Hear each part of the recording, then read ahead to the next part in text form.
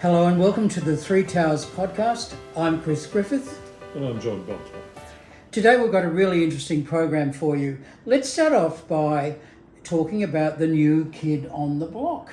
Yeah. We have a new body corporate management firm that started to operate here, and we're seeing a little difference in the style compared to the old.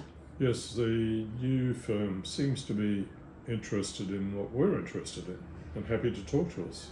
Yes, they have approached us. Earl Muir is taking an interest in the Three Towers, and he's come and had a chat with a number of us about what we think of what's going on. So that is a really good omen that the new company is prepared to listen, and we've got to obviously wait and see how things go longer term. But anyway, so it's active body corporate management. The old manager is still here for a while, but we don't know for how long. But the new management company is coming in and obviously is looking at how it's going to manage the complexity of our $1 billion asset here, our Three Towers. Let's look at some of the issues that have been consuming us, body corporate wise.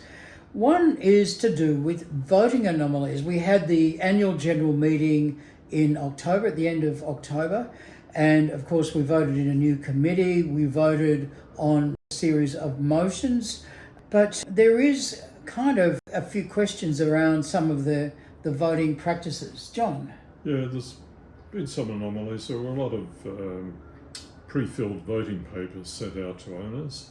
All they had to do was just sign them. The commissioners, the body corporate commissioners adjudicator has ruled in the past that that's really not considering what you're voting for just by signing, and those sorts of voting papers are basically invalid. So there are a few anomalies found, and we'll see what comes of that.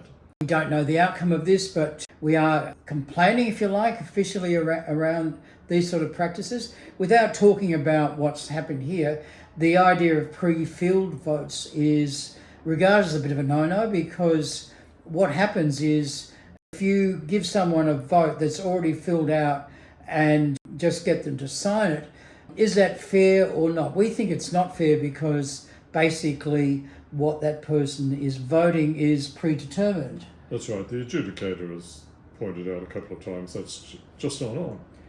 Yeah, so we'll just have to wait and see how this goes, and we'll keep you up to date on that. Another issue that we had over Christmas break was we decided to tackle the chemicals that we see coming through or oozing through the wall in the basement car park, particularly down around B6 area. And we have water coming through as well as a lot of concrete at higher levels. We're seeing kind of breaking off, and we're seeing the exposure of rusted iron rods within that concrete. So we made a bit of a song and dance about this. We prepared a report, and the outcome of that is the administration here says actually there's no structural issues at risk here, because even if these chemicals coming through were a problem in terms of their aesthetics, they're not on structures which the administration say are actually key structures for the building. So the building wouldn't fall down if there was chemicals coming through. That's good to know, but if you hadn't asked, it would just keep on oozing through and looking pretty terrible, and we wouldn't know if the building was going to fall down. Yeah, so I think the point about this whole exercise was at least we got the administration here to go and get a professional report around it. Some people have queried about how that was done, but anyway, we have a report, and that was much needed, because since 2019 odd, when there were complaints about this earlier, we're not aware of any official reports or examination of this. So we've got that report, and we'll just see what the reaction is as to whether we take it further, or whether it's really a matter of some cosmetic work being done to try and stop that oozing, and also to safeguard people's car spaces, because some people are a bit concerned about that. Well, it's been dripping on some cars, and that obviously doesn't do them any good. Absolutely. So that was one thing. We also, at the recent Body Corporate Committee meeting held in February, took up the issue of, we noticed on the balance sheet there was $1.4 million of assets missing. Now that asset is a very sensitive issue. It is actually the amount of money that the Body Corp took from the sinking fund, which is a fund used for our maintenance and repairs, to buy for apartments. And what we find is that there was no mention of that in an asset in terms of either the apartments themselves or the shares that we actually have in the company that owns the apartment on the balance sheet. The response that we got back was, well, not all balance sheets show assets. Well, I guess we tend to differ on that, because if you don't include assets in a balance sheet, is it really a balance sheet, John? Yeah, that's correct. The really important issue that you're raising there is that most owners don't even know that the body corporate has spent something like $1.5 million buying 4 apartments. Yeah, it's been a real controversy since it happened in 2020. A lot of the people who were originally involved in this have left, but still we're left with this situation. So basically in 2020, the body corporate wanted to invest in property, to have a diversification of their investments, but they didn't go into a property shareholding of any sort. They looked at owning 4 apartments and 4 apartments within this complex. Now, that is a complicated thing, because there's a state law that says body corporates are not supposed to buy apartments within their own complex. So the lawyer who was here came up with a scheme where a company would be formed, it would buy the properties, and the body corporate would have shares in those properties, but the company would own them.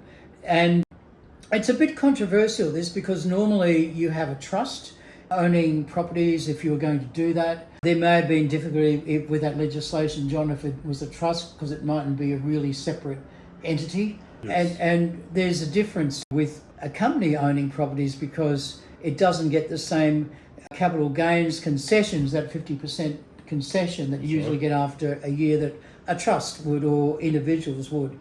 So it wasn't really a great deal, but more importantly, there was some concern over how this money was got from the sinking fund, the conditions under which it was obtained, and so it's very controversial, this whole deal. John, do you want to elaborate further? Yeah, you mentioned the way in which the money was allocated. There was a motion put to the AGM by the committee to allow them to invest, they didn't say in what, rather than investing in banks where interest rates were very low in 2020. The committee had already decided that it wanted to invest in real estate in complex. But the motion said, yes, you could spend the money up to $600,000, provided it's in accordance with the advice of a qualified financial consultant. Unfortunately, the financial consultant that they had already consulted before the motion went to the AGM had said, yes, I'm a qualified financial consultant, but I'm not licensed to advise on real estate ventures. So that was strike number 1.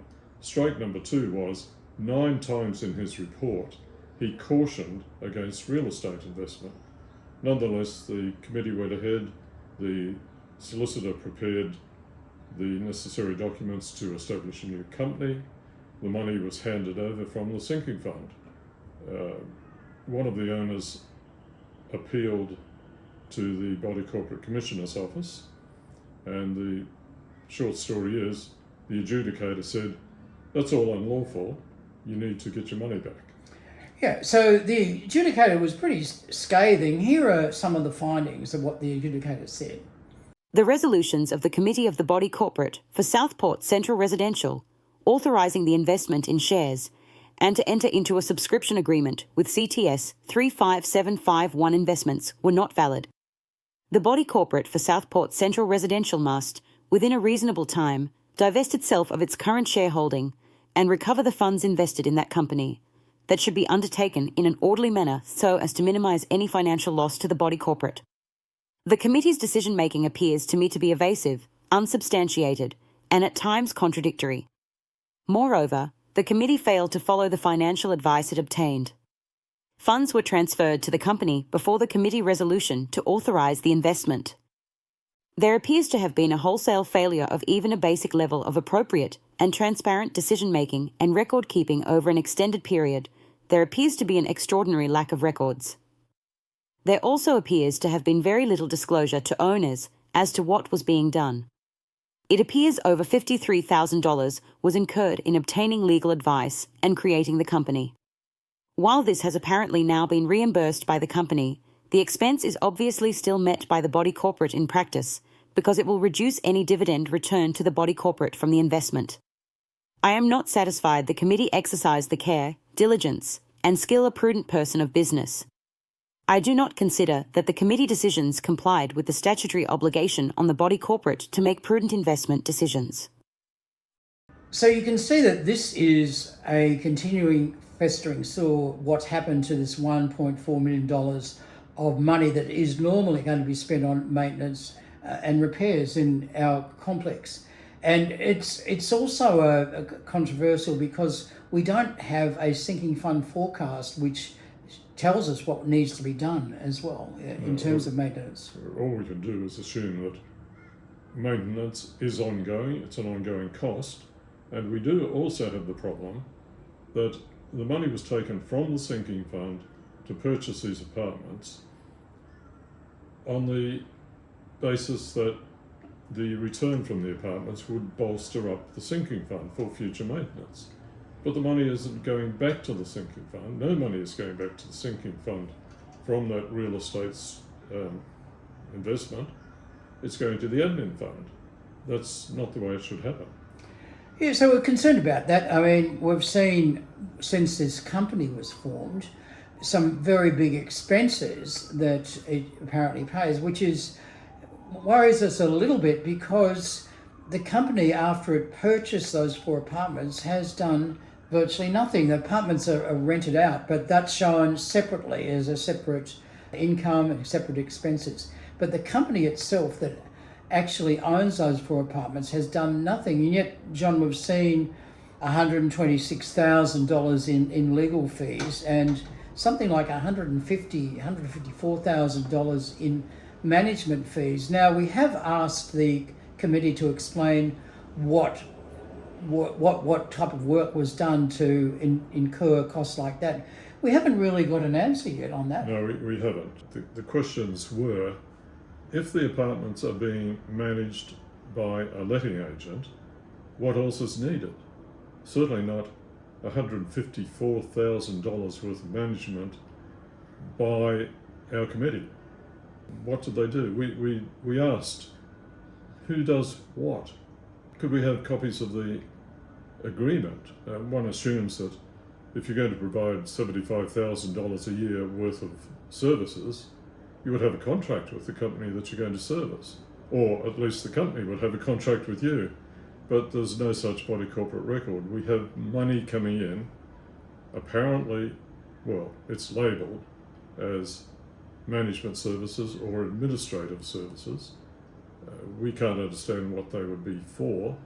And at the same time, we're wondering why we're not getting any dividends shown in the accounts from our $1.5 million investment. Now, it may well be, of course, because real estate's gone up a lot, that, eventually these apartments sell for quite a bit of money. But in the interim, we're supposed to, if we're going to get a return from them, get it in the form, as you say, dividends. I mean, there's 2 ways. You can have dividends, or you can actually sell the shares, or literally you can actually withdraw money from the company. The company can give you money back. But it's normally, with this sort of circumstance, it would be dividends because it's a little friendlier tax-wise than doing it the other ways. But we haven't seen those sort of dividends, and we haven't seen the dividends going back to the sinking fund, which needs money for maintenance and repairs, as we keep saying. And of course, we don't have access to the company accounts. We have no way of asking for that. It's a private company. We can't do anything about that. But it's It's a bit disturbing to find that in the end the company makes about $2,000 profit a year out of 4 apartments, which are worth lots.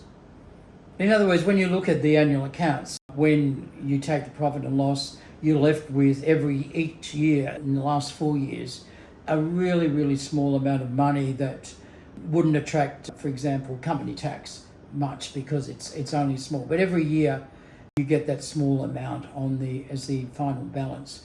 So there's a lot of questions around how this accounting works, and it's made difficult by the fact that we don't have access to invoices, or put it this way, we don't have access to the details of invoice. We've seen an invoice for the actual management fees, but one of these large charges, but that invoice just says management fees basically. That's right. We need to know what kind of value is in these transactions, and that's one of the difficulties that we've had here.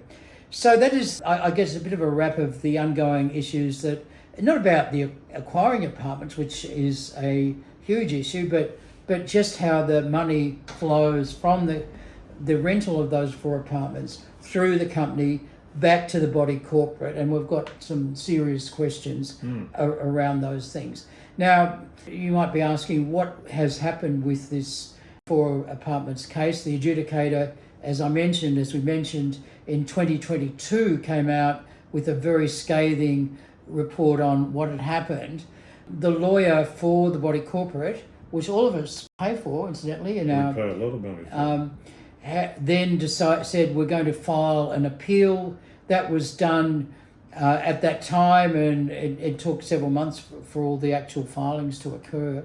That was 2022. We're now in 2026, and we're still waiting for the actual appeal to be finalised. So we've waited 4 years, even though the owners who put up this case in the first place won the adjudication by a street mile. Yeah. But we're left in limbo because this case is never been heard or never been finalised in 4 years, which is, again, a real worry about state justice system's ability to keep up with these civil cases. The wheels grind very slowly. Absolutely. The wheels of justice, you need an electron microscope to see the movement, don't you? So look, it's not the most euphoric of reports that we're putting here. We do have concerns here, and there's a number of owners, and I'd like to just thank them generally, who take an interest in these body corporate matters, because without them, we would be none the wiser about what's happening here. And I think it's really important that we find out what is happening, how the money is being handled, so that we can correct any issues and save owners money on the way through. Yes, and hopefully by doing this podcast, more owners will become more aware of the issues, or just aware of the issues, and get involved. Right, well, that's all for the Three Towers podcast for today. We're going to pump these out quite often. We can't say exactly how often. It depends on our schedules, where we are and everything like that. But we'll keep you informed about what's going on in the body corporate area. Last week we had Bex Luxton, who was talking about the Facebook group. So we will have guests coming in from time to time on other facets as well. But we're mainly concerned about these body corporate matters. And I'd like to thank John Butler, and both of us will be back in the not too distant future. Yes, and if we've raised any questions in anybody's minds, feel free to ask. And we do have a website where we background some of these issues we're facing, scro.com.au. So you can head there and have a look at some of the things we've been discussing, access to the ledger, electronic voting, things like that. Yes, so it's goodbye from me and it's goodbye from him. It's goodbye from both of us. See you next time. Bye-bye. Bye.